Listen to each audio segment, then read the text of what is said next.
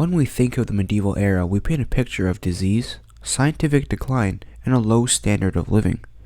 We've even coined the term Dark Ages to describe this period of time. However, there are not only some misconceptions and inaccuracies that exist, many sources are plain myths. This video will try to clear up as many of those errors and provide a more clear analysis of this time period.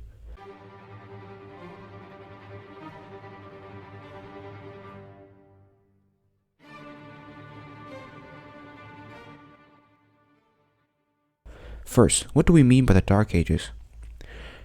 The Dark Ages is commonly used to refer to the early medieval period, or from the fall of the Western Roman Empire to the 10th century.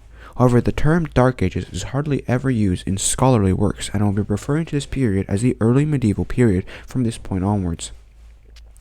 Another important point in this video is that we will be focusing primarily on Western Europe, as that is where the Dark Ages are described happening.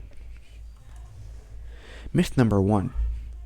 Scientific advancement stopped during the early medieval period.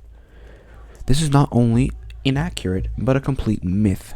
Several key inventions were present that improved food production and agriculture, primarily the Ard plow and Carcur.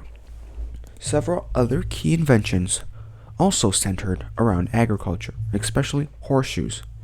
These developments allowed Western Europe to rapidly develop when trade routes opened again.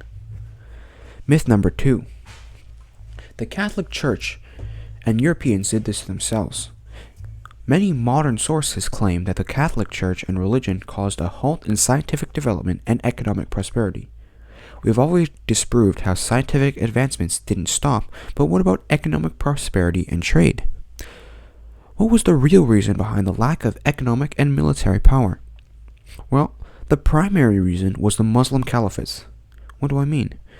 In my previous video, I described the Muslim Golden Age and the development of science and art. At the same time, they were conquering vast stretches of land, many which threatened Western Europe, especially two conquests into France and Italy, which were stopped. The Islamic caliphates also took control of the Mediterranean Sea with not just naval dominance but also piracy, crippling trade in Europe.